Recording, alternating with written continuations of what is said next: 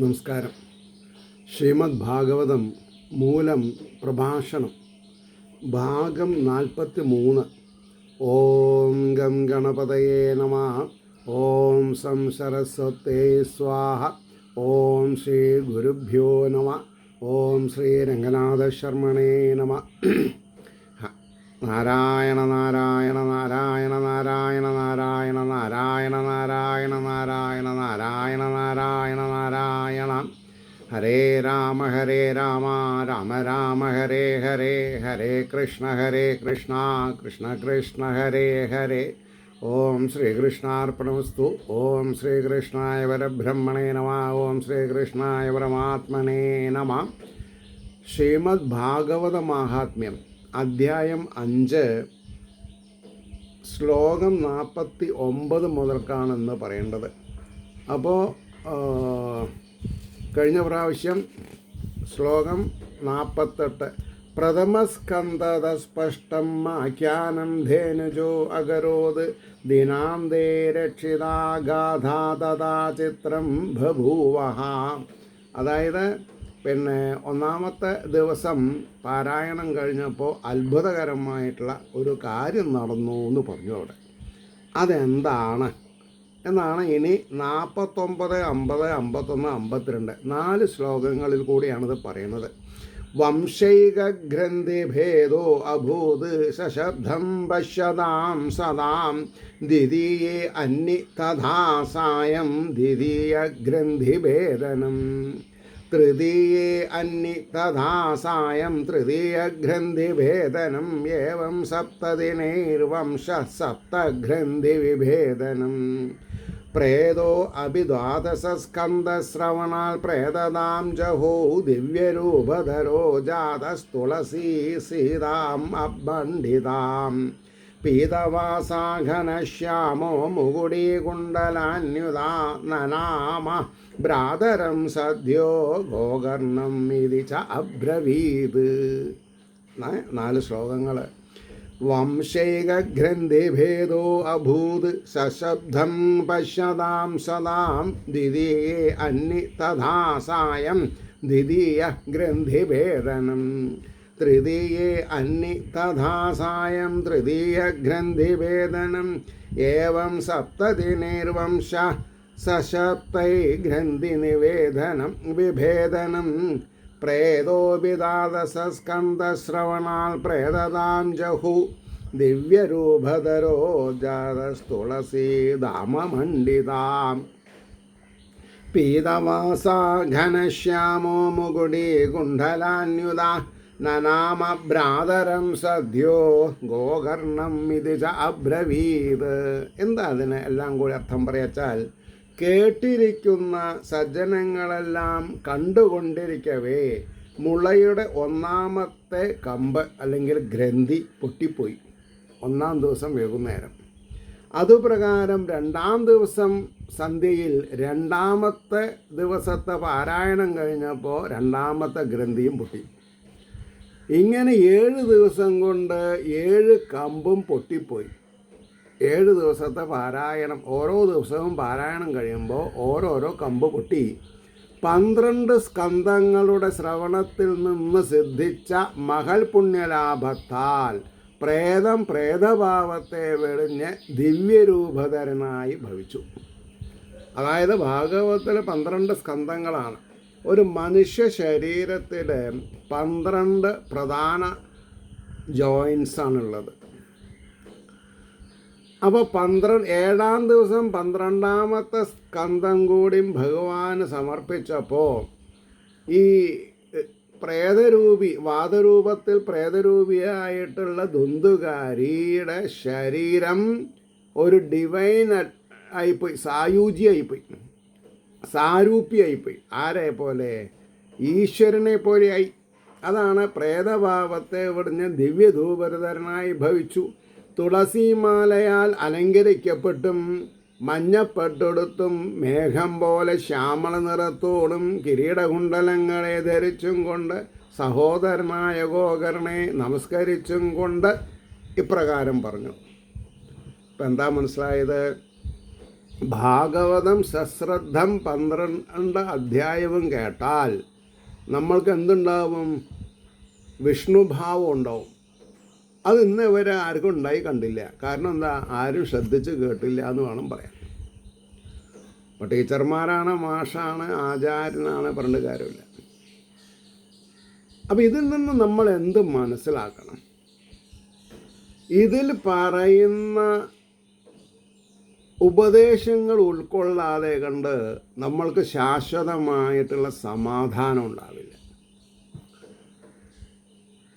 ഇതാണ് എനിക്ക് നിങ്ങളിൽ ഈ മെസ്സേജ് എത്തിക്കണം. എത്രത്തോളം നമ്മൾ ഭാഗവതത്തിലേക്ക് ആഴ്ന്നിറങ്ങണോ അത്രത്തോളം നമ്മൾക്ക് മനഃശാന്തി ഉറപ്പാണ്. 100% സംയമന മനോഭാവം. ആരെന്ത് പറഞ്ഞാലും പറയേണ്ട ആവശ്യമില്ല. നമ്മൾ എതിര് പറഞ്ഞാൽ നമ്മുടെ പോസിറ്റീവ് എനർജി വേസ്റ്റ് ആവണമെന്നുള്ളത് ഇവിടെ ഭാഗവതത്തിലെ പല കഥകളെ കൊണ്ടും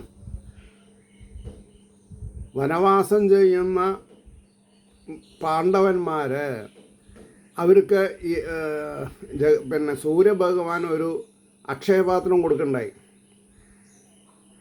അപ്പോൾ ഒരു നിബന്ധന എന്താ?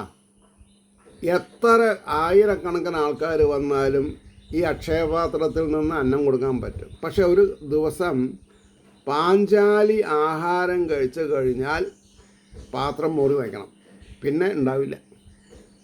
അപ്പോൾ എങ്ങനെയെങ്കിലും ഈ പാണ്ഡവന്മാരെ നശിപ്പിക്കണം എന്നുള്ള ആഗ്രഹപ്രകാരം ദുർവാസാവ് മഹർഷീനെ ദുര്യോധനൻ ശട്ടം കെട്ടി.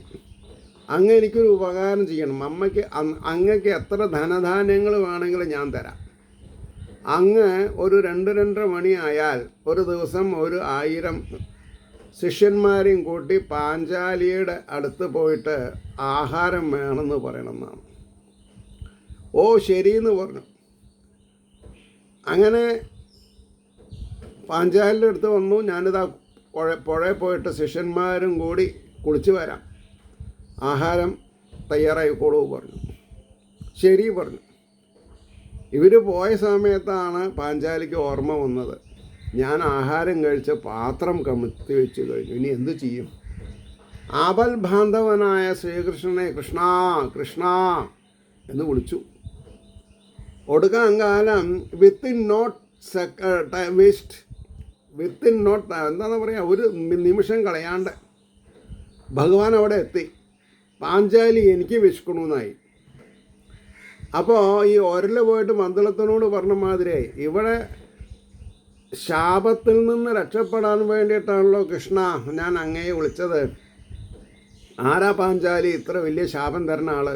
പറഞ്ഞു, ഇങ്ങനെ ദുർവാസാ മഹർഷി ഇവിടെ വന്നു പോയിട്ടുണ്ട്, 1000 ശിഷ്യന്മാരുണ്ട്. ഞാൻ എന്ത് ചെയ്യും കൃഷ്ണ? സൂര്യഭഗവാൻ തന്നിട്ടുള്ള അക്ഷയപാത്രത്തിൽ ഒന്നുമില്ല, ഞാൻ കഴുകി വെച്ച് കഴിഞ്ഞു. അങ്ങനെ വരില്ല, ആ പാത്രം എടുത്തു കൊണ്ടുവരൂ. പാത്രം എടുത്തു കൊണ്ടു നോക്കുമ്പോൾ അതിൻ്റെ വക്കത്ത് ഉള്ളിൽ ഒരു ചീരയുടെ ഇലയുടെ ഒരു കഷ്ണം പറ്റി പിടിച്ച് കിടക്കുക. ഒരു കാര്യം ചെയ്യൂ പാഞ്ചാലി, കുറച്ച് വെള്ളം കൊണ്ടുവരൂ. ഈ ചീരയുടെ ഇല എടുത്തിട്ട് എൻ്റെ കയ്യിൽ വയ്ക്കൂ, കുറച്ച് വെള്ളം ഒഴിക്കൂ. ആഹാ, അങ്ങോട്ട് കുടിച്ചു നോക്കിയപ്പോൾ ഇത്ര മധുരമുള്ള ഒരു ചീരക്കറി ഞാൻ കൂട്ടിയിട്ടില്ല എന്ന് പറഞ്ഞാൽ എന്താ അർത്ഥം? ഏത് ഭാവനയിലാണ് നമ്മൾ ഭഗവാന് കൊടുക്കുന്നത്, ആ ഭാവനയുടെ ഫലം നമുക്ക് കിട്ടുക. മനസ്സ് ഉരുകിയിട്ടാണോ കൊടുക്കുന്നത്? മനസ്സ് സന്തോഷമായിട്ടാണോ കൊടുക്കുന്നത്? ആനന്ദം അനുഭവിക്കണം എന്നിട്ടാണോ കൊടുക്കുന്നത്? ആനന്ദം അനുഭവിക്കും. ദുഃഖത്തോട് കൂട്ടാണ് കൊടുക്കുന്നത് വെച്ചാൽ ദുഃഖം തന്നെ അനുഭവിക്കുള്ളൂ. അപ്പോൾ ഈ നദിയിൽ കുളിച്ചുകൊണ്ടിരിക്കുന്ന അത്രയും ഈ ദുർവാസാവ് മഹർഷിക്കും അവരുടെ ശിഷ്യനും എല്ലാവരും വെള്ളം കുടിച്ച് വയറ് നിറഞ്ഞു. പിന്നെ ഊണ് കഴിക്കാൻ പോകാനില്ല. അപ്പോൾ ദുർവാസാവ് മഹർഷി തൻ്റെ ശിഷ്യഗണങ്ങളോട് പറയണു, ഈ ഒരവസ്ഥയിൽ നമ്മളവിടെ പോയാൽ പാഞ്ചാലി നമ്മളെ ശപിച്ചു വെച്ചാൽ നമ്മുടെ സ്ഥിതി എന്താവും? ആഹാരം ഉണ്ടാക്കി വെച്ചിട്ട് ഊണ് കഴിക്കാൻ വന്നില്ല എന്ന് പറഞ്ഞാൽ എന്തിനാ ഈ കഥകളൊക്കെ? ഈ കഥകൾ നമ്മളെ രസിപ്പിക്കാനല്ല, ആചാര്യൻ ശ്രോതാക്കളെ രസിപ്പിക്കലല്ല ഉദ്ദേശം. ആചാര്യൻ ശ്രോതാക്കളെ നേരായ വഴിക്ക് നയിക്കാനാണ്. അപ്പോൾ ദുർവാസ മഹർഷി ഇവിടെ വരാണ്ടിരിക്കാൻ കാരണം തൻ്റെ പോസിറ്റീവ് എനർജി നശിക്കരുത്. അപ്പോൾ ആപൽബാന്ധവനായിരിക്കുന്ന ശ്രീകൃഷ്ണൻ എന്തിനും തയ്യാറായിട്ട് നമ്മളെ അനുഗ്രഹിക്കാൻ ഇരിക്കണു എന്ന് മനസ്സിലാക്കാണ്ട് മറ്റുള്ള കഥാഗോളത്തിലേക്ക് പോയിട്ട് എന്താ കാര്യം? അതുകൊണ്ടാണ് പറഞ്ഞത്, നിഷ്കർഷയോടുകൂടി വീട്ടിലിരുന്ന് പഠിക്കണം. അതിൻ്റെ ഫലം നിങ്ങൾക്ക് കിട്ടാണ്ടിരിക്കില്ല. എന്നെ അറിയണവർക്കറിയാം ഞാൻ ഏതെല്ലാം പ്രതികൂല സാഹചര്യങ്ങളെ തരണം ചെയ്തിട്ടുണ്ട് എന്നുള്ളത്. എന്തോട്ടെ, അപ്പോൾ പറഞ്ഞു വന്നതിൻ്റെ താല്പര്യം 12 സ്കന്ധം കഴിയുമ്പോൾ രൂപമാറ്റം വന്നു എന്ന് പറയുമ്പോൾ നെറ്റി ചൊളിക്കേണ്ട ആവശ്യമില്ല. അത് സത്യമാണ്. അപ്പോൾ ദിവ്യരൂപധരനായി ഭവിച്ചു. തുളസിമാലയാൽ അലങ്കരിക്കപ്പെട്ടും മഞ്ഞപ്പട്ടുടുത്തും മേഘം പോലെ ശ്യാമള നിറത്തോടും കിരീടകുണ്ടലങ്ങളെ ധരിച്ചും കൊണ്ട് സഹോദരനായ ഗോകർണനെ നമസ്കരിച്ച് ഈ വിധം പറഞ്ഞു. അതാണ് ഇനി നമുക്ക് ശ്രദ്ധിക്കാനുള്ളത്. 53-ാമത്തെ ശ്ലോകം.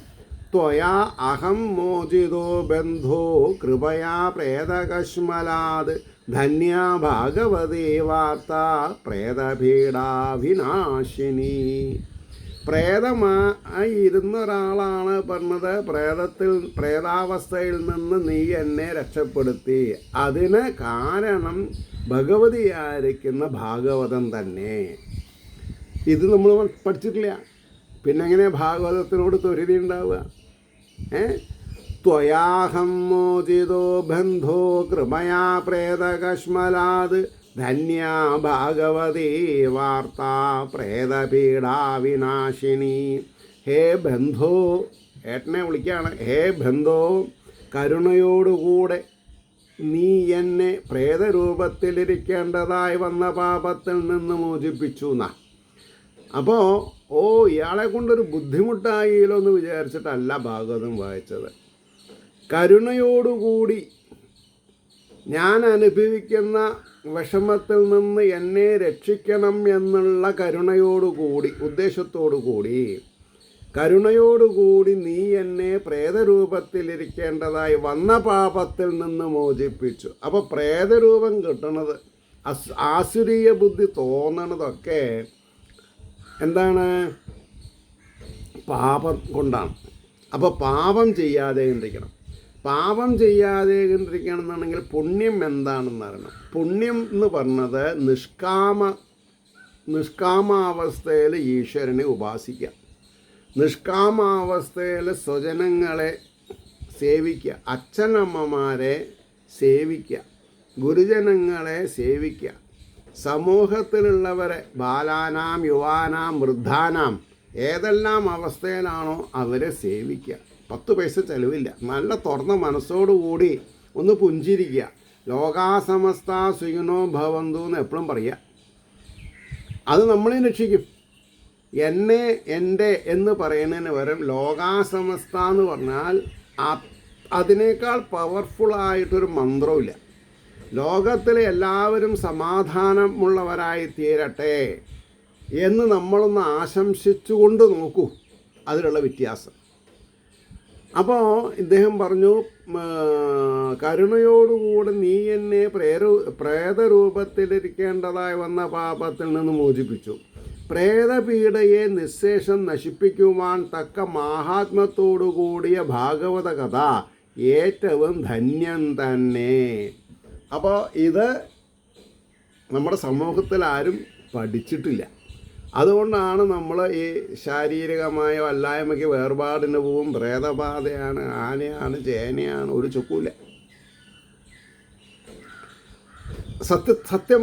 സത്യം വിളിച്ചു പറയണം.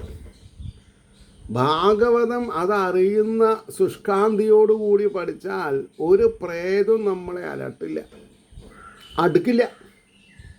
ഇനി ബാക്കിയുള്ളത് ഞാൻ പറയണില്ല. എനിക്ക് ആരോടും വ്യക്തിപരമായിട്ട് ദേഷ്യമില്ല. ക്രിട്ടിസൈസ് ചെയ്യും ഞാൻ. അത് ഈ ബേസിൻ്റെ മുകളിലാണ്, അറിവിൻ്റെ മുകളിൽ ഞാൻ ക്രിട്ടിസൈസ് ചെയ്യും. ഒന്നും അറിയാത്ത ആൾക്കാരെ നമ്മൾ പറ്റിക്കരുത് ചുരുക്കത്തിൽ. പരമശൈലി. 54-ാമത്തെ ശ്ലോകം. സപ്താഹോ അപി തഥാ ധന്യാ കൃഷ്ണലോകഫലപ്രദാ കമ്പന്തേ സർവപാപാനി സപ്താഹശ്രവണേ സ്ഥിതേ. സപ്താഹോ അപി തഥാ ധന്യ കൃഷ്ണലോകഫലപ്രദ കമ്പന്തേ സർവപാപാനി സപ്താഹശ്രവണേ സ്ഥിതേ. ശ്രീകൃഷ്ണലോകത്തെ ശ്രോതാക്കന്മാർക്ക് ദാനം ചെയ്യുന്നതായ സപ്താഹപാരായണവും അതേ പ്രകാരം ധന്യം തന്നെ. ശ്രീകൃഷ്ണലോകത്തെ ശ്രോതാക്കൾക്ക് പ്രദാനം ചെയ്യുന്ന അതെന്തുകൊണ്ടാണ് കിട്ടാത്തത്? വേണ്ട പോലെ വായിച്ചിട്ടുണ്ടാവില്ല, വേണ്ട പോലെ കേട്ടിട്ടുണ്ടാവില്ല. എന്താ ഈ വേണ്ട പോലെ എന്ന് പറഞ്ഞാൽ? ഇത് മധ്യമസ്വരത്തിൽ സ്പീഡ് പകുതി മധ്യമായിരിക്കണം. സ്ലോവും ആവരുത്, കൂടാനും പാടില്ല, കുറയാനും പാടില്ല. അങ്ങനെയൊക്കെ നിബന്ധനകൾ പറയുന്നുണ്ട്. നിബന്ധനകൾ മുഴങ്ങോട്ടുകുള കൃഷ്ണപിള്ള എന്ന് പറഞ്ഞിട്ട് മഹാനുഭാവൻ ഇതിനെ ട്രാൻസ്ലേറ്റ് ചെയ്തിട്ടുണ്ട്. അതിൽ പറഞ്ഞു കേൾക്കണം. എന്തെല്ലാം ഉചിതമായ പ്രമാണങ്ങൾ ഉദ്ധരിച്ചിട്ടാണ് അദ്ദേഹം പറയണത്. അപ്പോൾ ശ്രീകൃഷ്ണലോകത്തെ ശ്രോതാക്കൾക്ക് ദാനം ചെയ്യുന്നതായ സപ്താഹപാരായണവും അതിലത്ര വിശ്വസിക്കേണ്ട ആവശ്യമില്ല. കാരണം ബാലാഗ്രശതവാഗസ്യ വിസ്തരസ്യ ഏകോ ജീവ എന്ന പ്രമാണം അനുസരിച്ച് സാക്ഷാൽ ഭഗവാൻ നമ്മുടെ ഉള്ളിൽ സന്നിധാനം ചെയ്യണമെന്ന് പറഞ്ഞാൽ ആ ഭഗവാൻ ഇരിക്കുന്ന ലോകമല്ലേ വൈകുണ്ഠ ലോകം. അപ്പോൾ എന്താ അതിലത്ര അത്ഭുതം? അപ്പോൾ ഉള്ളിലിരിക്കുന്ന ഭഗവാനെ ഒന്ന് തിരിഞ്ഞു നോക്കാൻ സാധിക്കണം. ഒരു സ്ത്രീ ഇഷ്ടമുള്ള പുരുഷനെയും ഒരു പുരുഷൻ ഇഷ്ടമുള്ള സ്ത്രീയെയും കണ്ട് മതിയാവാതെ കണ്ട് തിരിഞ്ഞു നോക്കുന്ന ഒരു അവസരമുണ്ട് ആൾക്കാർക്ക്. ഇല്ല എന്ന് പറയാൻ സമ്മതിക്കില്ല. അതേപോലെ കൂടുതൽ നമ്മൾ സ്നേഹിക്കുകയും പ്രേമിക്കേണ്ടതും ആരേനെയാണ്? ച്യുതിരഹിതനായ അച്യുതനെ. ഇതാണ് നമ്മൾ മനസ്സിലാക്കേണ്ടത്. വന്നവരൊക്കെ പോവാതെ കണ്ട് ഒരാൾ മാത്രമേ ഉള്ളൂ. പോയാൽ നമ്മളറിയൂല. അപ്പോൾ എന്നിൽ നിന്ന് എൻ്റെ ചൈതന്യം ഇറങ്ങിപ്പോയി എന്നുള്ളത് ഞാൻ എങ്ങനെ അറിയില്ല. അപ്പോൾ സദാസേവ്യ ഭാഗവതം നാരായണ നാരായണ നാരായണ ജപിച്ചുകൊണ്ട് തന്നെ ഇരിക്കുക. അത് ഒന്ന് തുടങ്ങി വെച്ചാൽ മതി. അറിയാണ്ട് മനസ്സിൽ അങ്ങോട്ട് തുടങ്ങുന്നത് ഒരു മെഷീൻ പോലെയാണ്. അപ്പോൾ ഈ ചില പമ്പ് സെറ്റൊക്കെ ചരട് വലിക്കണം, അതിൻ്റെ മോട്ടർ കറങ്ങാൻ. പിന്നെ അത് കറങ്ങിക്കോളും, സ്വിച്ച് ഓഫ് ചെയ്യണം വരെ. അപ്പോൾ ഇവിടെ സ്വിച്ച് ഓഫ് ആവുക എന്നുള്ള പ്രക്രിയ നമ്മളറിയില്ല. നമ്മൾ മരിച്ച ശേഷം ഞാൻ മരിച്ചു എന്ന് നമുക്കറിയില്ല. മരിക്കുന്നുള്ളത് ഉറപ്പാണ്. പിന്നെ എന്തുകൊണ്ട് നാമം ചൊല്ലിക്കൂടാ? അതുകൊണ്ടാണ് പറഞ്ഞത് സപ്താഹപാരായണം കേൾപ്പാനിരിക്കുന്നവരെ ബാധിച്ചിരിക്കുന്ന സർവ പാപങ്ങളും വിറയ്ക്കുന്നു എന്ന് ഇറങ്ങിപ്പോവാണേ, വറച്ച് ഇറങ്ങിപ്പോവാണ്. ഇനി 55, 56, 57, 58 4 ശ്ലോകങ്ങൾ ഒന്നായിട്ടാണ് പോവുക. അസ്മാകം പ്രളയം സദ്യ കഥാച അയം കരിഷ്യതി. ചേയം എന്നാണ് വാക്ക്, അതിന് അർത്ഥം ചയം തന്നെ വായിക്കും വേണം. അങ്ങനെ വായിച്ചാൽ രക്ഷപ്പെടാം. ചയം ചയ്യം എന്ന് പറഞ്ഞാൽ ചയം കരിഷ്യതി.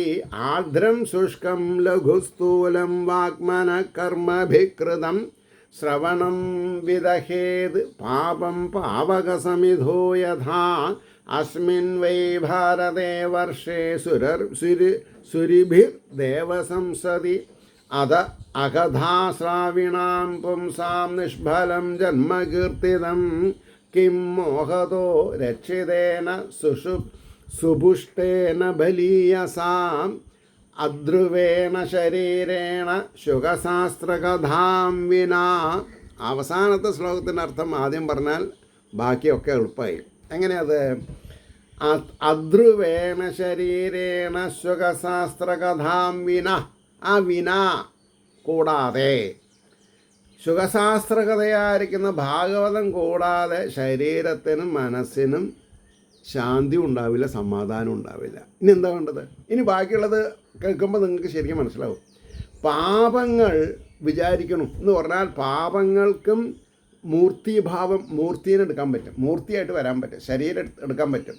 പാപങ്ങൾ വിചാരിക്കുന്നു. ഈ ഭാഗവത കഥ ഞങ്ങളെ ഇപ്പോൾ നശിപ്പിക്കും. ഇത് കേട്ടിരിക്കുന്ന ഈ ജനങ്ങളിൽ തങ്ങൾക്ക് ഇരിപ്പാൻ ശക്തിയില്ല. ഇതൊരു കൺവേർസേഷൻ മാതിരിയാണ്. എവിടേക്കാണ് ഞാൻ പോണത്? ആത്മകഥം നമുക്ക് തോന്നണം. ആരാ ചോദിക്കണത്? നമ്മുടെ ഉള്ളിലുള്ള പാപഭാരം നമ്മളോട് ഇപ്പം എങ്ങോട്ടാണ് പോണത്? അല്ല, സപ്താഹം. അപ്പോൾ പാപം മൂർത്തീഭവിച്ച് ഉള്ളിൽ വിചാരിക്കുന്നുണ്ടാവും, ഇയാളെ ഇപ്പോൾ സപ്താഹവേദിയിലേക്ക് അയച്ചാൽ നമ്മുടെ വാസസ്ഥാനമല്ലേ കുടുങ്ങുക, പോവുക. അവിടെ പോയാൽ ഇത് കേട്ടാൽ ശരീരത്തിൽ നിന്ന് പാപം പോകുന്നുള്ളത് ഉറപ്പായി. എന്നൊരു കാര്യം ചെയ്യുക, ഇയാളുടെ മനസ്സൊന്ന് മാറ്റുക. അങ്ങോട്ട് പോകണ്ട, ചോദ്യകളി കേന്ദ്രം ഉണ്ട്, അവിടുന്ന് അങ്ങോട്ട് പോയിക്കോളുന്ന. അല്ലെങ്കിൽ മദ്യപാനം ഉണ്ട്, അങ്ങോട്ട് പോയിക്കോളും. അല്ലെങ്കിൽ നേക്കഡ് ഡാൻസോ, അങ്ങനെ വാട്ട് എവർ ഇറ്റ് ഈസ്. അല്ലെങ്കിൽ കന്നുകൂട്ട് മത്സരമുണ്ട്, അല്ലെങ്കിൽ ഇന്ന സ്ഥലത്ത് ആന എഴുന്നള്ളിച്ചിട്ടുണ്ട്, അല്ലെങ്കിൽ ആന ഓടിയിട്ടുണ്ട് അത്ര, എന്നാൽ അതിൻ്റെ പിന്നാലെ ഓടുക. എത്ര ആൾക്കാരുണ്ട്? ഒരാനയുടെ ഓടാൻ തുടങ്ങിയാൽ മതി, അതിൻ്റെ പിന്നാലെ ചുരുങ്ങിയത് 5000 ആൾക്കാർ ഓടും. എന്തിനാണെന്ന് എനിക്കറിയില്ല. ഭാഗവതം ഉണ്ടെന്ന് പറഞ്ഞാൽ അല്ലേ, ഇപ്പം എന്നെ സംബന്ധിച്ചിടത്തോളം ഇപ്പോൾ 43-ാമത്തെ എപ്പിസോഡാണ് ഞാൻ ഇവിടെ പറയുന്നത്. 43 ആള് സബ്സ്ക്രൈബ് ചെയ്തിട്ടില്ല. കാരണം അവർക്ക് തന്നെ ആവശ്യമില്ല. ഇപ്പോൾ മൂലം ശ്രദ്ധിച്ച് കേൾക്കണമെന്ന് ആഗ്രഹമുണ്ടെന്ന് ഒരാൾ പറഞ്ഞുകൊണ്ട് 43 ആൾ അല്ലെങ്കിൽ 44 ആൾ വന്നോളണമെന്നില്ല. അത് വേറൊരു കാര്യം. പക്ഷേ ഞാൻ തളരാതെ കണ്ട് ഇത് പറയും. കാരണം എന്താ? ഈശ്വരൻ എനിക്ക് അറിയുന്നൊരു സബ്ജക്റ്റ് നീ എന്തിനാ തുരുമ്പിടിപ്പിക്കുന്നത്? You come ahead, go ahead. അതാണ് എൻ്റെ വാശി. അപ്പോൾ ഇവിടെ പറഞ്ഞു, പാപങ്ങൾ വിചാരിക്കണോ ഈ ഭാഗവത കഥ ഞങ്ങളെ ഇപ്പോൾ നശിപ്പിക്കും. ഇത് കേട്ടിരിക്കുന്ന ഈ ജനങ്ങളിൽ ഞങ്ങൾക്ക് ഇരിപ്പാൻ ശക്തിയില്ല. അപ്പോൾ അവിടെ പറഞ്ഞു, ആദ്രം എന്ന് പറഞ്ഞിട്ടുണ്ടെങ്കിൽ സംസ്കൃതത്തിലെ അറിവോടുകൂടെ ചെയ്ത പാപം എന്നാ. ആർദ്രം, ആർദ്രം വളരെ ശ്രദ്ധിക്കണം. സംസ്കൃതത്തിലെ ആർദ്രം എന്ന് പറഞ്ഞാൽ അറിവോടുകൂടെ ചെയ്ത പാപം, അറിഞ്ഞ് ചെയ്ത പാപം. അറിയാണ്ട് ചെയ്യണതും അറിഞ്ഞ് ചെയ്യണതും കൂടിയിട്ട് വ്യത്യാസമുണ്ട്. അറിഞ്ഞ് ചെയ്യണ പാപം, smoking is injurious to health, അതിൽ എഴുതിയിട്ടുണ്ടല്ലോ. അത് വലിക്കണില്ല ആൾക്കാർ. അറിഞ്ഞ് ആർദ്രം എന്നാണ് പറയാം.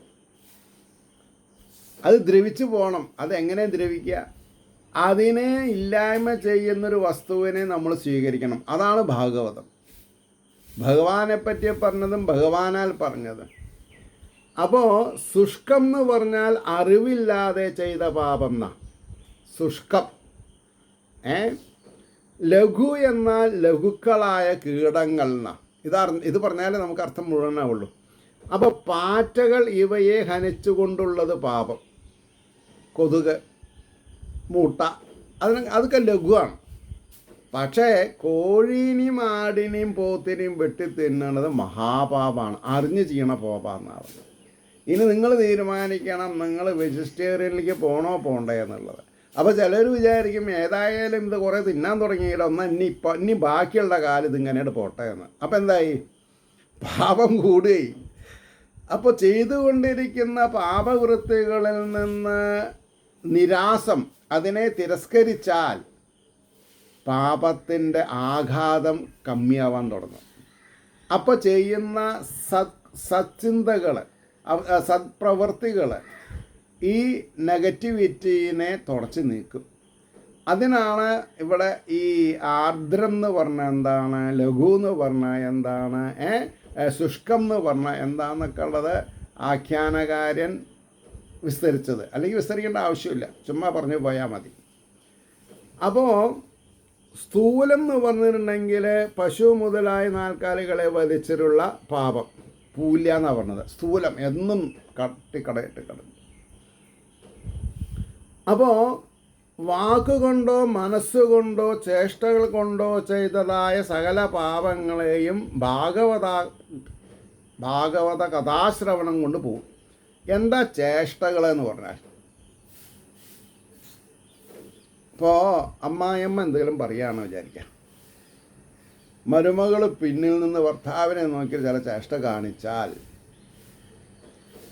അമ്മയെ ബഹുമാനിക്കാത്ത മകനാണെങ്കിൽ അത് രസിക്കും, അമ്മയെ ബഹുമാനിക്കാനാണെങ്കിൽ ഇവള് ചേഷ്ട കാണിക്കില്ല. ഇതിലും മീതെ ഞാനൊന്നും പറയണില്ല. ഒരു അമ്മായിയമ്മയുടെ പിന്നിൽ നിന്നോ അമ്മായിയമ്മയെ കാണാതെ കണ്ട് ഒരു മരുമകൾ ചേഷ്ട കാണിക്കുമ്പോൾ അത് തടയാനുള്ള പൗരുഷം ഇല്ലാത്തൊരു മനുഷ്യനാണെങ്കിൽ അതിൽ രണ്ട് കൂട്ടർക്കും പാപമുണ്ട്. മരുമകൾക്കും പാപമുണ്ട്, തനിക്ക് ജന്മം തന്ന അമ്മയോടെ ചേഷ്ട കാണിക്കുന്നത് കണ്ടും കൊണ്ട് നിന്നവനും പാപമുണ്ട്. ഇനി നിങ്ങൾക്ക് തീരുമാനിക്കാം നിങ്ങൾക്ക് എന്തൊക്കെ ചെയ്യണം എന്തൊക്കെ ചെയ്യണ്ടെന്നുള്ളത്. ഇനി ഇതൊന്നും വേണ്ട, അമ്മായിയമ്മേനെ അവിടെ വെറുതെ വിടുക. അപ്പോൾ പറയാനുള്ളത് പറഞ്ഞോളൂ, പിന്നെന്താ. ഇനി സ്വന്തം അമ്മ അല്ലെങ്കിൽ അച്ഛൻ രോഗാവസ്ഥയിൽ ബെഡിൽ കിടന്ന് വിളിക്കുകയാണ്, ഇതാ വരണോ, അങ്ങനെ കനത്ത് സംസാരിച്ചാൽ പാപമായി, അതൊരു ചേഷ്ട. അമ്മ ഇതാ വരണു കേട്ടോ, എന്താന്ന് ചോദിക്കരുത്, എന്താ അമ്മയെ ചോദിക്കരുത്. എന്താ കാരണം? അവിടെ അടുത്ത് പോയി ചോദിക്കണം, ഞാൻ എന്താ സേവ ചെയ്യേണ്ടത്. ഈ ഒരു വ്യത്യാസം നിങ്ങൾ സ്വീകരിച്ച് നോക്കൂ, നിങ്ങളുടെ പ്രശ്നങ്ങൾ ലഘൂകരിക്കണത് കാണാം. കാരണം ഈ അമ്മ എന്നുള്ള സംജ്ഞയ്ക്ക് കല്ലിൽ ഈശ്വരനെ കാണുന്നതിനേക്കാൾ ആർജവുണ്ട്. നിങ്ങൾ ഗുരുവായൂരും ശബരിമലയിലും പോയി എന്ത് വിചാരിച്ചിട്ട് പ്രാർത്ഥിക്കണു, അതിനേക്കാൾ ശ്രേഷ്ഠമാണ് മാതൃദേവോ ഭവ, പിതൃദേവോ ഭവ, ആചാര്യദേവോ ഭവ. അപ്പോൾ ഇവിടെ വാക്കുകൊണ്ടോ മനസ്സുകൊണ്ടോ ചേഷ്ടകൾ കൊണ്ടോ ചെയ്തതായ സകല പാപങ്ങളെയും ഭാഗവത കഥാശ്രവണം അഗ്നി വിറകുകളെ എന്ന പോലെ ക്ഷണത്തിൽ ദഹിപ്പിക്കും. മരം വെട്ടി ഈർന്ന് നമ്മൾ കല്ലിൻ്റെ മുകളിൽ 4 തണ്ടൊക്കെ വെച്ച് തലങ്ങും വലിച്ച് എത്ര കാലം വേണമെങ്കിലും ഇരിക്കും, ഇടയ്ക്ക് ചതിര് വരണം നോക്കിയാൽ മതി. പക്ഷേ തീ പിടിച്ചാലോ? തീ പിടിച്ചാൽ അഗ്നിയുടെ സംയോഗം വന്നാൽ മരകഷ്ണങ്ങൾ പെട്ടെന്നില്ലാതെ ഉണ്ടാവും. അതേപോലെ പാപങ്ങൾ മനസ്സിൽ നിന്നും ശരീരത്തിൽ നിന്നും വിട്ടകലാൻ ഭാഗവത സേവ ചെയ്യുന്നതിനേക്കാൾ വലുതായിട്ടൊന്നുമില്ല. നിങ്ങൾ കേൾക്കണം, നിങ്ങൾ ഒരു സെക്കൻഡ് വിടാണ്ട് കേൾക്കണം. എന്തിനു വേണ്ടി? എനിക്ക് വേണ്ടിയിട്ടല്ല, നിങ്ങളുടെ ഉള്ളിൽ ഉള്ള ശാരീരിക വല്ലായ്മയും മാനസിക വല്ലായ്മയും ദൂരെ പോകാൻ വേണ്ടിയിട്ട്.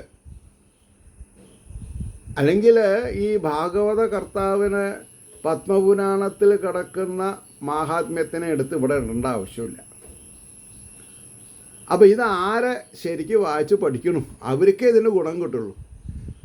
സപ്താഹത്തിന് കാശ് കൊടുത്തത് കൊണ്ട് മാത്രം 10,000, 20,000, 50,000 ഒക്കെ കൊടുക്കുന്ന ആൾക്കാരന് കൊടുത്തോളൂ. കൊടുക്കണ്ടെന്ന് ഞാൻ പറഞ്ഞില്ല, കൊടുത്തോളൂ. പക്ഷെ അതുകൊണ്ടായില്ല. ഭാഗവതം ശ്രവിച്ചാലല്ലേ മനസ്സിന് മാറ്റം ഉണ്ടാവുള്ളൂ. അപ്പോൾ ക്ഷണത്തിൽ ദഹിപ്പിക്കുന്ന പറഞ്ഞത്. അപ്പോൾ ഈ ഭാരതവർഷത്തിൽ കഥാശ്രവണത്തിൽ തൽപരന്മാരല്ലാത്തവരുടെ ജന്മം വ്യർത്ഥമാണെന്ന് പറയണം. ഈ സനാതനധർമ്മം അനുഭവിക്കുക ഭാരതത്തിൽ മാത്രം ഇത്ര ഗഗനതയുള്ളൂ. മറ്റുള്ളവർക്ക് ഇത് പറഞ്ഞാൽ എന്നാൽ അവരാണ് ഇപ്പോൾ ജാസ്തി ശ്രദ്ധിക്കുന്നത്. ഭാരതത്തിൻ്റെ പുറത്തുള്ള ആൾക്കാരാണ് ഇപ്പോൾ ഇസ്കോൺ പോലെയുള്ള ഭക്തിപ്രസ്ഥാനത്തിൽ കാലിൽ ചെരുപ്പില്ലാതെ കണ്ട് ആടിയും പാടിയും ഭാരതത്തിലെ വസ്ത്രങ്ങളൊക്കെ വസ്ത്രരീതിയെ അവരെ ആക്സെപ്റ്റ് ചെയ്യണം. നമ്മൾ കുട്ടികളെ സോക്സും ഷൂവും ഇടിക്കാണ്ട് നിലത്തേക്ക് ഇറങ്ങണില്ല, പേടി. തന്നെങ്കിൽ തന്നെ കുട്ടികൾക്ക് എപ്പോൾ നോക്കിയാലും ട്രീറ്റ്മെൻറ്റാണ്. ഞാനൊക്കെ അത്യാവശ്യം മണ്ണിലും ചളിയിലും കളിച്ചിട്ടുള്ള ആളാണ്, എനിക്ക് യാതൊരു പ്രശ്നമില്ല. അപ്പോൾ ഇവിടെ പറഞ്ഞുകൊണ്ട് വരുന്നു, ദേവസഭയിൽ വെച്ച് ബൃഹസ്പതി മുതലായ ആചാര്യന്മാരാൽ കീർത്തിക്കപ്പെട്ടിരിക്കുന്നു. കാരണം എന്താ? ദേവന്മാർക്ക് സ്വസ്തിയും സമാധാനവും നഷ്ടം വരാതെ കണ്ടിരിക്കാൻ വേണ്ടി. മോഹം നിമിത്തം രക്ഷിക്കപ്പെടുന്നതും ഇപ്പോൾ ഏറ്റവും പുഷ്ടിയും ശക്തിയുമുള്ളതായ ഈ ശരീരം നശ്വരമാകയാൽ മോഹം നിമിത്തം, ശ്രദ്ധിക്കണം, മോഹം നിമിത്തം രക്ഷിക്കപ്പെടുന്നത് എന്ത്? എനിക്ക് ലൗകിക കാര്യങ്ങളെ കൂടുതൽ ആസ്വദിക്കണം എന്ന് വിചാരിച്ചിട്ടാണ് ഈ ശരീരം ജീവൻ ടോൺ കഴിക്കണത്. എൻ്റെ മസിലൊക്കെ ഒന്ന് നേരായാൽ അല്ലേ ആൾക്കാർ എന്നെ നോക്കൂ. പക്ഷെ എത്ര മസിൽ വലുതായാലും ഹാർട്ട് അറ്റാക്ക് സമയം വരുമ്പോൾ ഹാർട്ട് അറ്റാക്ക് ആവും. അപ്പം മരണത്തിനെ തടുക്കാൻ വേണ്ടിയിട്ടല്ല സപ്താഹം നടത്തുന്നത്. സപ്താഹത്തിൻ്റെ ഉദ്ദേശ ലക്ഷ്യം ജനിക്കാതെ കണ്ടിരിക്കാനാണ്.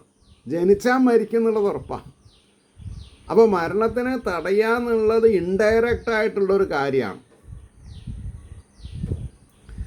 അപ്പോൾ ഈ ശരീരം നശ്വരമാകയാൽ ശ്രീ സുഖശാസ്ത്ര ശ്രവണത്തിനായിട്ട് ഈ ശരീരത്തെ ഉപയോഗപ്പെടുത്താഞ്ഞാൽ നിഷ്ഫലം തന്നെ. അപ്പം മോക്ഷപ്രാപ്തിക്ക് വേണ്ടി പ്രവർത്തിക്കാമെന്ന് പറഞ്ഞാൽ, പട്ടാമ്പി പ്രായമായ ആളാണ്, ഞങ്ങൾക്ക് പ്രായമായില്ല, ഞങ്ങൾക്ക് കുറച്ചുകൂടെ ആഷ് ചെയ്യണമെന്ന് നിങ്ങൾ വിചാരിച്ചാൽ പട്ടാമ്പിക്കല്ല പ്രശ്നം. Pattambi is always safe. കാരണം എന്താ? അറിവും ബോധവും വെച്ച കുട്ടിക്കാലം മുതൽക്ക് ഞാൻ ഈശ്വരനെ സേവിച്ചു കൊണ്ടിരിക്കുകയാണ്. എന്തിനു വേണ്ടി? യാദേവി സർവഭൂതേഷു ശാന്തിരൂപേണ സംസ്ഥിത നമസ്തസ്സേ നമസ്തസ്സേ നമസ്തസ്സേ നമോ നമ. ഭഗവതിയായിരിക്കുന്ന ഭാഗവത കഥ എനിക്ക് ശാന്തിയും സമാധാനവും അനവരതം എണ്ണധാര പോലെ തിരിമുറിയാതെ കൊണ്ട് എനിക്ക് തന്നുകൊണ്ടിരിക്കുന്നുണ്ട്. പിന്നെ എനിക്കെന്താ പ്രശ്നം? അപ്പോൾ എനിക്ക് ഏത് സമയത്തും മരണം വന്നാലും എനിക്ക് പ്രശ്നമില്ല. കാരണം ഞാൻ ഓട്ടോമാറ്റിക് മനസ്സിൽ നാമം ചൊല്ലിക്കൊണ്ടിരിക്കുകയാണ്, നാരായണ നാരായണ നാരായണ നാരായണ നാരായണ നാരായണ നാരായണ നാരായണ. അതുകൊണ്ടാണ് ഈ ശരീരം നശ്വരമാകയാൽ സുഖശാസ്ത്ര ശ്രവണത്തിനായിട്ട് ഈ ശരീരത്തെ ഉപയോഗപ്പെടുത്താഞ്ഞാൽ നിഷ്ഫലം തന്നെ. ശുദ്ധ മലയാളത്തിലാണ് ആഖ്യാനം. ഇത് നമ്മളൊരു 8, 10, 12 വയസ്സിൽ കേട്ടിട്ടുണ്ടെങ്കിൽ സപ്താഹമുള്ള സ്ഥലത്ത് ഒഴിവ് ദിവസങ്ങളിലെങ്കിലും പോയിരിക്കില്ലേ? ഇപ്പം നമ്മളെന്താ ഒഴിവാക്കണത്? ഇതിലെന്താ പറഞ്ഞിട്ടുള്ളതെന്നുള്ളത് നമുക്ക് അറിയില്ല. അത് ഈ സനാതനധർമ്മത്തെ ഇതര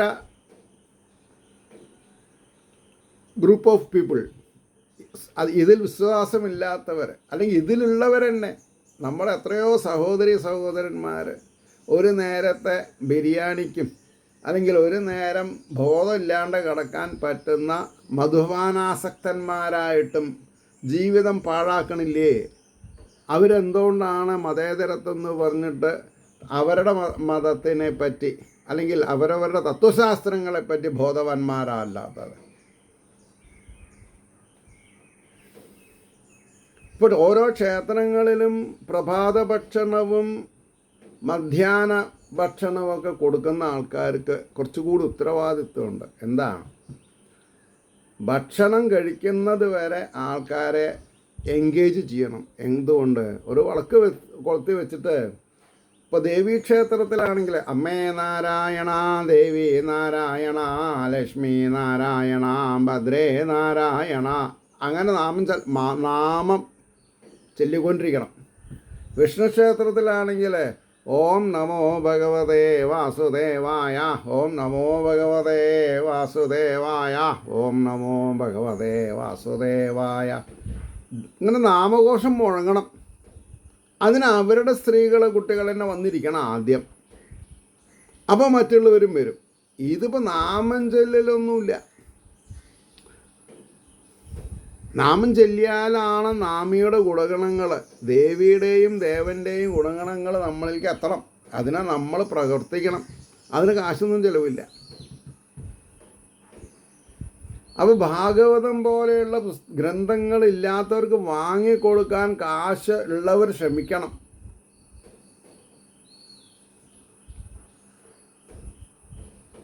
അപ്പോൾ ഇവിടെ പിന്നെ എന്താ പറഞ്ഞത്, ഈ ശരീരത്തെ ഭൗതിക കാര്യത്തിന് വേണ്ടിയിട്ടല്ല ഉപയോഗിക്കേണ്ടത്, ആധ്യാത്മിക കാര്യത്തിന് വേണ്ടി ഉപയോഗിച്ചാൽ ആ വ്യക്തികൾ നന്നാവുമെന്ന് മാത്രമേ എനിക്ക് പറയാൻ പറ്റുള്ളൂ.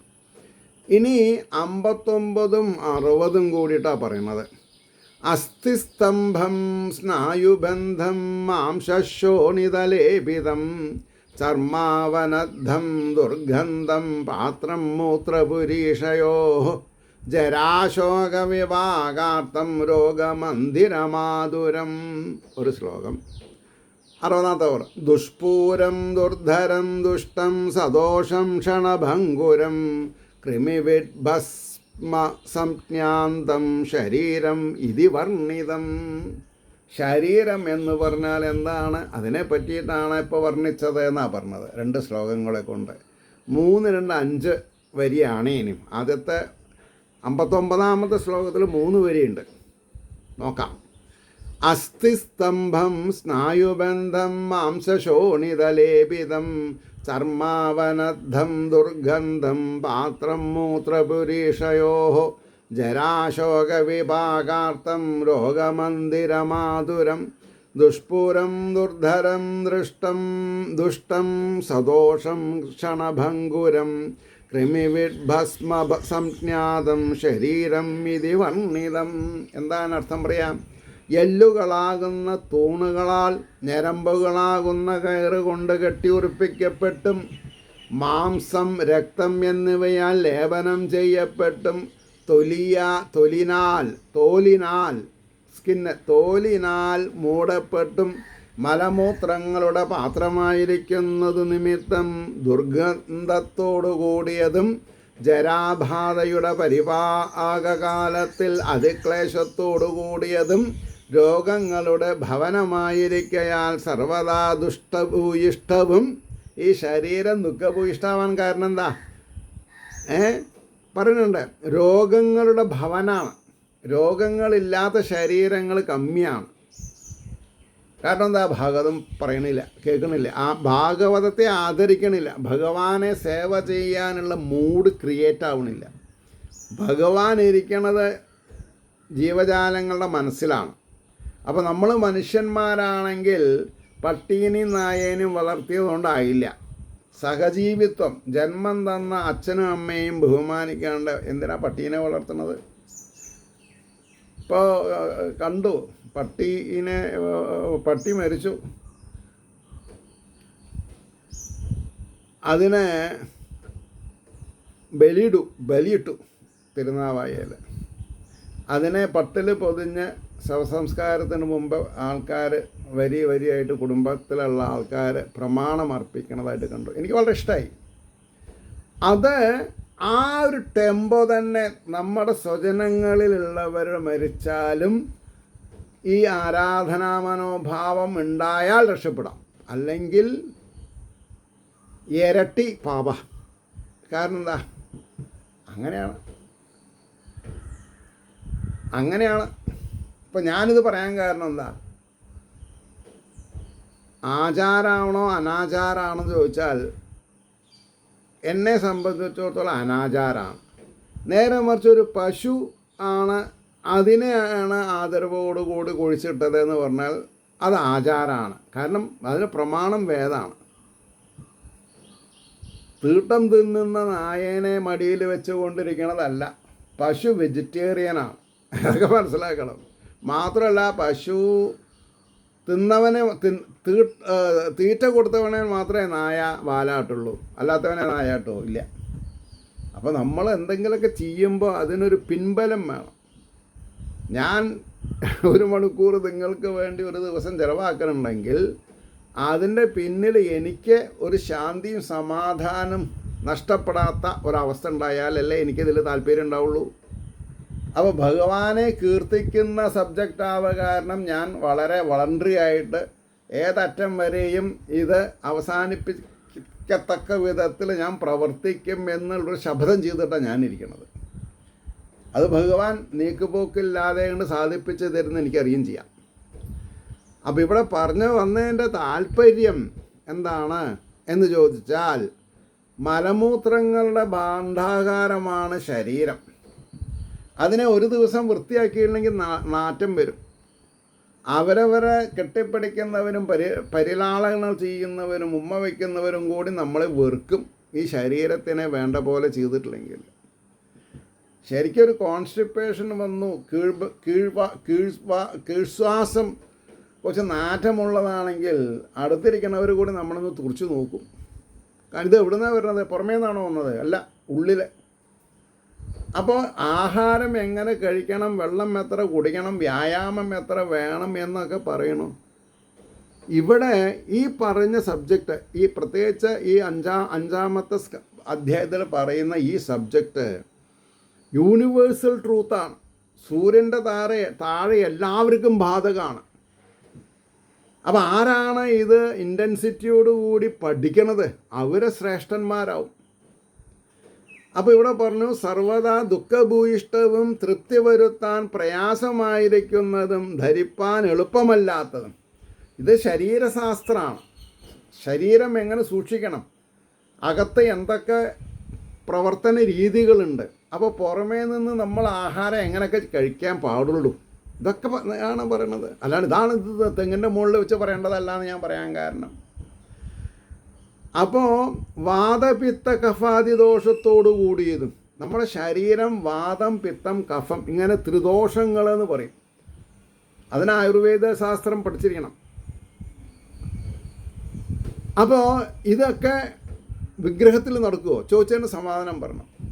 ശരീരത്തിലാണോ വാദം പിത്തം കഫം, വിഗ്രഹത്തിലാണോ വാദം പിത്തം കഫം? അപ്പോൾ ശരീരത്തിലുള്ള വാദം പിത്തം കഫം നിയന്ത്രിക്കാതെ കണ്ട് നമ്മൾ ഏകദിന രാമായണം ചൊല്ലിയിട്ട് വല്ല കാര്യമുണ്ടോ ചോദിച്ചതിന് സമാനം പറഞ്ഞു. ഞാൻ തന്നെ പറഞ്ഞിട്ടുണ്ട്, 1,00,000 ദീപം കൊളുത്തനെന്നാണല്ലോ ലക്ഷദ്വീപം എന്ന് പറഞ്ഞത്. അപ്പോൾ അതിനെ 365 ദിവസം കൊണ്ട് ഹരിച്ചാൽ 2000 ചില്ലാന്നാണ് കിട്ടുക. അപ്പോൾ ഒരു ദിവസം 2000 ചെരാതുകൾ വയ്ക്കാനുള്ള എണ്ണയും തിരിയും ധനവും നമ്മൾക്കുണ്ടെങ്കിൽ ആ ക്ഷേത്രത്തിൽ ആൾക്കാർ വരാതെ ഇരിക്കുമോ? കാരണം ദിവസേന ദീപാവലി അല്ലേ. അപ്പോൾ ഈ അന്തിത്തിരി വയ്ക്കാൻ കഴിവില്ലാത്ത സ്ഥലത്ത് 1 ലക്ഷദ്വീപം വെച്ചത് കൊണ്ട് ചൈതന്യം വരുമോ? ഈ വിളക്ക് വെക്കണത് എന്തിനാ? ഈശ്വര ചൈതന്യം കൂട്ടാനാണ്. കാരണം ഓരോ തിരിയും ഓരോ ആത്മാക്കളാണ്. അതുകൊണ്ടാണ് കെട്ട തിരി ആദ്യം കത്തിക്കും. ഞാൻ കത്തിച്ചത് കെട്ടു, ഇനി ഞാൻ കത്തിക്കില്ല എന്ന് പറയുമോ? ഇല്ല. അപ്പോൾ ഈശ്വരീയത ഓരോ അണുവിലുമുണ്ട്. അതിനാണ് ലക്ഷം അണുക്കളെ ഒന്നായിട്ട് കാണുന്നത്, ദീപം ഒന്നായിട്ട് കാണണമെന്ന് വാശി പിടിക്കണം നമ്മൾ. പക്ഷേ ദിവസേന കണ്ടാൽ ആ ക്ഷേത്രത്തിലേക്ക് ആൾക്കാർ വരും. ദിവസേന 2000 ചെല്ലാൻ ദീപാലങ്കാരമുള്ള ക്ഷേത്രത്തിൽ ആൾക്കാർ വരാതേണ്ടിരിക്കില്ല. എന്താ അവിടെ നടക്കണമെന്ന് അറിയാനാണെങ്കിൽ ആൾക്കാർ വരില്ലേ? അപ്പോൾ ഇവിടെ പറഞ്ഞു വന്നതിൻ്റെ താല്പര്യം എന്താവാണ് ആണെങ്കിൽ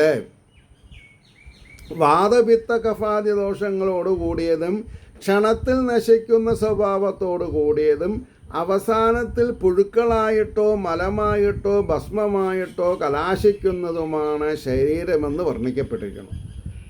അപ്പോൾ എന്താ ഇവിടെ 3 എണ്ണം? ഒന്ന് പുഴുക്കളായിട്ട്, കുഴിച്ചിട്ടാൽ ശരീരം പുഴുക്കളാണ് തിന്നുക. ഏതെങ്കിലും സിംഹമോ പുലിയോ ആണ് നമ്മുടെ ശരീരം തിന്നത് വിചാരിച്ചാൽ അവരുടെ കാഷ്ടമായിട്ടാണ്. ദഹിപ്പിച്ചാൽ ഒരു പിടി ചാരായിട്ട്. ഇതെപ്പോൾ പഠിക്കണം? റിട്ടയർമെൻറ്റ് കഴിഞ്ഞിട്ടല്ല. 8, 10, 12 വയസ്സിൽ അവരവരുടെ കുട്ടികളെ അമ്മയും അച്ഛനും പഠിപ്പിക്കണം. അതിനാദ്യം അമ്മയും അച്ഛനും പഠിക്കണം. ഞാൻ കുട്ടിക്കാലത്ത് പഠിച്ചിട്ടില്ല പറഞ്ഞ എസ്കേപ്പ് ആവരുത്. നമ്മൾ പഠിക്കാൻ ബാധ്യതരാണ്. നമ്മൾ ഓരോരുത്തരും അവരുടെ വീട്ടിൽ ഭാഗവതം പഠിച്ചേ തീരൂ എന്ന് ഒരു നിഷ്കർഷ കൊണ്ടുവരൂ. ഒരു കോഡ് ഓഫ് കണ്ടക്ട്, ഒരു ഡിസിപ്ലിനൊക്കെ തന്നെ വരും നമുക്ക്. ഇപ്പോൾ ഡിസിപ്ലിൻ ഇല്ല നമ്മൾക്ക്. അത് കഴിഞ്ഞ് 61-ാമത്തെ ശ്ലോകം പറയണു, അസ്ഥിരേണ സ്ഥിരം കർമ്മ കുതോ അയം സാധയന്നഹി യൽ പ്രാത സംസ്കൃതം ച അന്നം സായം തച്ച വിനശ്യതി. അസ്ഥിരേണ അസ്ഥിരേണ സ്ഥിരം കർമ്മ കുതോ അയം സാധയെന്നഹി യത് പ്രാത സംസ്കൃതം ച അന്നം സായം തശ്ച വിനശ്യതി. ഇതൊക്കെ കേട്ടാൽ നിങ്ങൾ ഫ്രിഡ്ജൊക്കെ എടുത്ത് വലിച്ചെറിയും. വെറുതെ തോന്നും നിങ്ങൾക്ക്. അതിനർത്ഥം അറിഞ്ഞാൽ എന്താ? അസ്ഥിരമായി ശരീരം കൊണ്ട്, അസ്ഥിരമായ എന്ന് പറഞ്ഞാൽ സ്ഥിരതയില്ലാത്ത പ്രവണതയോടുകൂടിയിട്ടുള്ളത്. ഒരു 3 പ്രാവശ്യം ലൂസ് മോഷൻ ആയാൽ അപ്പം വിളിക്കുക അമ്മേ അമ്മയെന്ന്. ഫോണ് കൂടെ അല്ല, മുക്കിയിട്ട് മൂളിയിട്ട് ക്ഷീണമായി അപ്പം കിടക്കണം, അപ്പോഴേക്കും ഓറൽ വെള്ളം കലക്കി കുടിക്കണം എന്നുള്ള അവസ്ഥയായി. അപ്പോൾ അസ്ഥിരമായ ഈ ശരീരം കൊണ്ട് ഈ ജനം സ്ഥിരമായ ധർമാധികാരത്തെ എന്തുകൊണ്ടാണ് സാധിക്കാത്തത്? ധർമ്മം സ്ഥിരവും ശരീരം അസ്ഥിരവുമാണ്. അപ്പോൾ സ്ഥിരമായിരിക്കുന്ന സ്ഥിരതയുള്ള ധാർമ്മിക കാര്യങ്ങളെ അസ്ഥിരമായിരിക്കുന്ന ശരീരം കൊണ്ട് ചെയ്ത് തീർത്താൽ അതിൻ്റെ ഗുണമായിരിക്കാം. അസ്ഥിരമായിരിക്കുന്ന ശരീരം ജനിക്കാതെ കൊണ്ടിരിക്കും. അതിനാണ് മോക്ഷം എന്ന് പറഞ്ഞത്. ജനിക്കാതെ കൊണ്ടിരിക്കുക. ചിലവർ പറയും എനിക്ക് ഈ പേരക്കുട്ടികളെയും കുട്ടികളെയും വിട്ടു പോകാൻ പറ്റില്ല. അതിൻ്റെ അർത്ഥം നമ്മൾ മായയിൽ കുടുങ്ങിയെന്നാണ്. അവരൊക്കെ ആസ്ട്രേലിയയിലും കനഡയിലും അമേരിക്കയിലും പോയി സെറ്റിൽ ചെയ്യാനുള്ള വെമ്പലിലാണ് ഇന്നത്തെ കാലത്ത്. അതിൽ സ്വന്തം ജന്മനാട് ഭാരതത്തിലേക്ക് നമ്മൾ തിരിച്ചു വരണമെന്ന് ആഗ്രഹിക്കണവർ വളരെ കുറച്ച് ആൾക്കാരേ ഉള്ളൂ. അപ്പോൾ ഇവിടെ എന്താ പറഞ്ഞത്? അസ്ഥിരമായ ഈ ശരീരം കൊണ്ട് ഈ ജനം പബ്ലിക് സ്ഥിരമായ ധർമാധികാരത്തെ എന്തുകൊണ്ടാണ് സാധിക്കാത്തത്? ശരീരം ബഹുകാലം നിലനിൽക്കുകയില്ലെന്ന് നിശ്ചയിപ്പാൻ വളരെയൊന്നും ആലോചനാശക്തി ആവശ്യമില്ല. വലിയ പ്രമാണങ്ങളൊന്നും ആവശ്യമില്ല. ഈ ശരീരം അസ്ഥിരമാണ്, എപ്പോൾ വേണമെങ്കിലും വീഴാം എന്നുള്ള സത്യം നമ്മൾ ഉൾക്കൊള്ളാതെ ഇരിക്കാനുള്ള കാരണം നമ്മൾക്ക് അറിവില്ല എന്നുള്ളതാണ്. അതിനുള്ള ഉദാഹരണമാണ് പറഞ്ഞത്. ശരീരത്തെ നിലനിർത്തുന്നതായ അന്നാദി കാരണങ്ങളുടെ ഗുണം എന്താണെന്ന് ആലോചിക്കേണ്ടതല്ലയോ? നമ്മൾ 3 നേരം വെട്ടിവിടുങ്ങുന്ന ഷവർമ അല്ലെങ്കിൽ കോഴിക്കാല്, ആട്ടുംകാല്, പോത്തിൻ്റെ കരൾ, വാട്ടെവർ ഇറ്റ് ഈസ്, അതിൻ്റെയൊക്കെ ഗുണം എന്താണെന്ന് ആലോചിക്കേണ്ടതല്ലയോ? രാവിലെ പചിച്ചതായ അന്നം യാതൊന്നോ അത് വൈകുന്നേരത്തേക്ക് നശിക്കുന്നതായിട്ട് കാണുന്നില്ലയോ? ഇന്ന് കാലത്ത് മുട്ടക്കൂസ് അല്ലെങ്കിൽ ഗോപി തോരൻ വെച്ചു, നാളികേരൊക്കെ ചിരകിയിട്ട് വറുത്തിട്ടു, നല്ല ടേസ്റ്റ് ഉണ്ട്. ഉച്ചയാകുമ്പോഴേക്കും വിളിക്കരുത്, വൈകുന്നേരം ആകുമ്പോഴേക്കും പറയണ്ട. പയറാണെങ്കിലും ശരി, അതിനാണ് നമ്മൾ ഫ്രിഡ്ജ് വാങ്ങി വെച്ചിരുന്നത് എന്ന് പറയും നിങ്ങൾ. അത് അതിനേക്കാൾ ക്യാൻസർ തരുന്ന സാധനമാണ്. അപ്പോൾ രാവിലെ പചിച്ചതായ അന്നം യാതൊന്നോ അത് വൈകുന്നേരത്തേക്ക് നശിക്കുന്നതായിട്ട് കാണുന്നില്ലയോ? വൈകുന്നേരമാകുമ്പോഴേക്ക് ചീഞ്ഞളിഞ്ഞ് കേടുവന്നു പോകുന്ന ആഹാരം ആണ് നമ്മൾ ഫ്രിഡ്ജിൽ സൂക്ഷിക്കുന്നത്, കേട് വരാതെ കണ്ടിരിക്കാൻ. എന്തുകൊണ്ടാണ് ബ്രാഹ്മണ ഇല്ലങ്ങളിൽ പണ്ടത്തെ കാലത്ത് കാപ്പിക്കുടി അല്ലെങ്കിൽ അതിനൊരു ഉപ്പുമാവോ പലഹാരം എന്താ വെച്ചാൽ അത് കഴിഞ്ഞാൽ മീതിനപ്പുറം നേരാക്കണം, ചാണകം തളിക്കണം, എന്നിട്ട് ഉച്ചയ്ക്ക് ഊണിനുള്ള ഒട്ടം കൂട്ടലായി. അത് കഴിഞ്ഞാൽ 1-1:30 മണിയാകുമ്പോഴേക്കും അടുക്കള ഒഴിയാന്ന് പറയും. അടുക്കള ഒഴിഞ്ഞാൽ അടുക്കള നേരാക്കി പിന്നെ ഒരു ചായ മാത്രമേ ഉണ്ടാവുള്ളൂ മിക്ക ബ്രാഹ്മണ ആലയങ്ങളിൽ. ഇപ്പോഴത്തെ സ്ഥിതിയല്ല. പിന്നെ വൈകുന്നേരം അപ്പോഴും അടുക്കള നേരാക്കണം. ഇന്നിപ്പോൾ വൈകുന്നേരം അടുക്കള തുടപ്പിക്കണവരുണ്ടാവും തോന്നുന്നില്ല എനിക്ക്. അത്രയും നമ്മുടെ ശരീരത്തിന് അവശതകളുണ്ട് ഇനി. കാരണം എന്താ? ശരീരം അനങ്ങണില്ല, കഴിക്കണത് കൂടുതലാണ് ഇനി. അതാണ് പ്രശ്നം. അപ്പോൾ ഇവിടെ പറഞ്ഞു, ഒരു 3-4 യാമങ്ങളാണുള്ളത്. അപ്പോൾ ഒരു യാമം മാത്രം ഇരിക്കുന്ന ആഹാരങ്ങൾ കഴിച്ചിട്ട് 100 വയസ്സ് വരെ ആരോഗ്യം ആഹാരം കൊണ്ട് തൃപ്തിപ്പെടുത്താമെന്ന് പറഞ്ഞാൽ തെറ്റുപറ്റി. പിന്നെ ആരുടെ ആരോഗ്യമാണ് 100 വയസ്സ് വരെ ആരോഗ്യ ദൃഢഗാത്രന്മാരായിട്ടിരിക്കുന്നത്?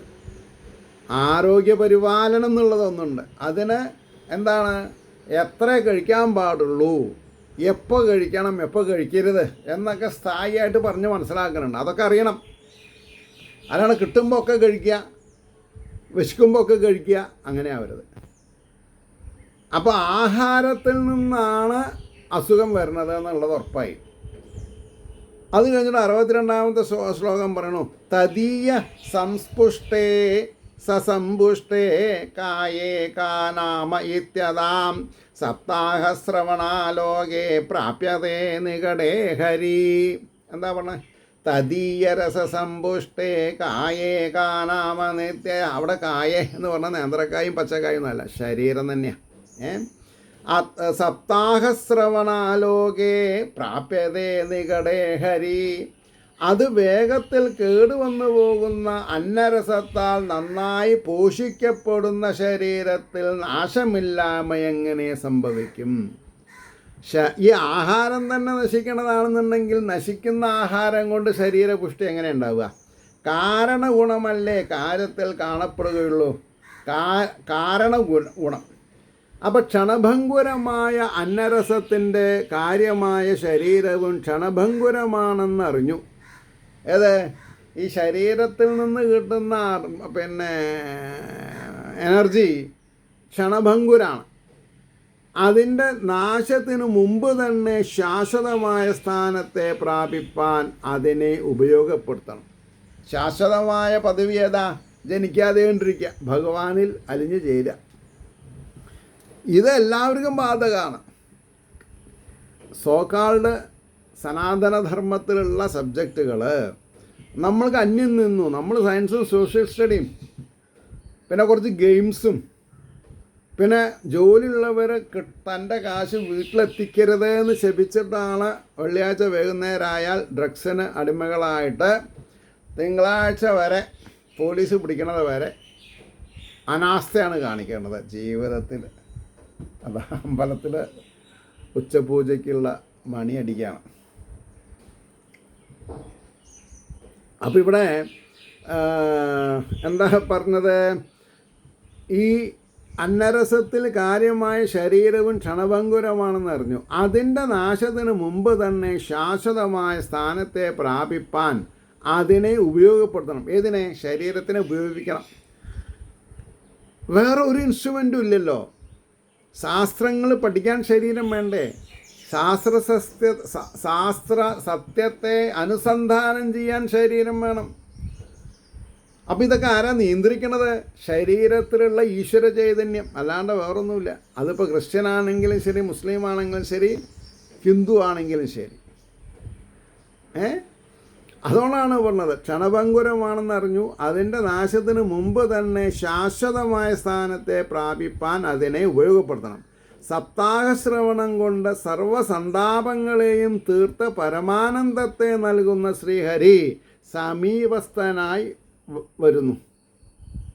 ഉള്ളിലുള്ള ചൈതന്യത്തിനെ അറിഞ്ഞാലല്ലേ സമീപസ്ഥനാണെന്ന് അറിയുള്ളൂ. ഞാൻ എന്തുകൊണ്ടാണ് തിങ്കളാഴ്ച ശിവക്ഷേത്രങ്ങളിലും ചൊവ്വാഴ്ച ദേവീക്ഷേത്രത്തിലും ബുധനാഴ്ച അല്ലെങ്കിൽ വ്യാഴാഴ്ചയോ വൈഷ്ണവ ക്ഷേത്രത്തിലും ഓടാതെ കണ്ട് നിങ്ങൾക്കിത് പറഞ്ഞു തരുന്നത്? എനിക്കറിയാം എന്നിലുള്ള ശ്രീഹരി എൻ്റെ ഉള്ളിലാണെന്നും അതിനെ അറിയാൻ ധ്യാനത്തിൽ ഇരുന്നാൽ മതി. കണ്ണടയ്ക്കുക. എന്നിട്ട് എൻ്റെ ഉള്ളിൽ പ്രവർത്തനത്തെ നിയന്ത്രിക്കുന്ന ചൈതന്യമാണ് എന്നെ നിയന്ത്രിക്കണത്. എൻ്റെ കയ്യും കാലും വേണ്ട പോലെ മടക്കാൻ സാധിക്കണത് വായുസഞ്ചാരം കൊണ്ടാണ്. അപ്പോൾ വായുദേവൻ എൻ്റെ ഉള്ളിലുണ്ട്. ഞാൻ കഴിക്കണത് സമയാസമയത്ത് ദഹിക്കുന്നുണ്ട്. അപ്പോൾ ജഡരാഗ്നി അഗ്നിരൂപത്തിലുണ്ട്. ഇങ്ങനൊക്കെ നമ്മൾ മനസ്സിലാക്കിയാൽ നമ്മൾ കേമന്മാരായി. ആ കേമത്തരം പുറത്ത് കാണിക്കണ്ട. ആ കേമത്തരം നമ്മുടെ ആന്തരീയ അവസ്ഥകളെ അവലോകനം ചെയ്യാനും അതിനെ മോടി പിടിപ്പിക്കാനും. അതിനെങ്ങനെ മോടി പിടിപ്പിക്കുക? അതർഹിക്കുന്ന രീതിയിൽ ഈശ്വരീയത നേടാനുള്ള പന്ഥാവ് കൂടെ നമ്മൾ നടക്കുക. അത്രയേ ഉള്ളൂ. അതുകൊണ്ടാണ് പറഞ്ഞത് സർവസന്താപങ്ങളെയും തീർത്ത പരമാനന്ദത്തെ നൽകുന്ന ശ്രീഹരി. അപ്പോൾ സുഖദുഃഖം എന്നുള്ളത് അവിടെ പറഞ്ഞിട്ടില്ല. സുഖം ദുഃഖത്തിന് വേണ്ടിയിട്ടല്ല ജീവിക്കണത്. പരമാനന്ദം അനുഭവിക്കാൻ വേണ്ടിയിട്ടാണ്. ഈ ഒരു ട്രിക്ക് നമ്മൾക്ക് ഇത്ര കാലം സപ്താഹത്തിന് പോയിട്ട് എന്തുകൊണ്ട് മനസ്സിലായില്ല? സപ്താഹത്തിന് പോകുന്നത് കുട്ടികളില്ലാത്തവർക്ക് കുട്ടികളുണ്ടാവാനോ വീടില്ലാത്തവർക്ക് ഭവനങ്ങൾ ഉണ്ടാവാനോ അല്ല, പരമാനന്ദം അനുഭവിക്കലാണ്. പ്ലീസ് ബി, എന്താ എനിക്ക് പറയേണ്ടതെന്ന് അറിയില്ല നിങ്ങളുടെ അടുത്ത്. ശ്രദ്ധിക്കൂ, ക്ഷമിക്കൂ. നിങ്ങൾ ഓരോരുത്തരും ഇത് കേൾക്കുന്നവർ at least try to express your status. നിങ്ങൾക്കിത് ഉപകാരമാവണുണ്ടോ ഇല്ലയോ? അപ്പോൾ ഇവിടെ നിർത്താം. ഏവർക്കും ശ്രീ ഹരിയുടെ അനുഗ്രഹാശിസ്സുകൾ നിർലോഭം ഉണ്ടാവട്ടെ എന്ന് പ്രാർത്ഥിച്ചുകൊണ്ട് വാക്കുകൾ ചുരുക്കുന്നു. നമസ്കാരം. നാളെ കാണാം.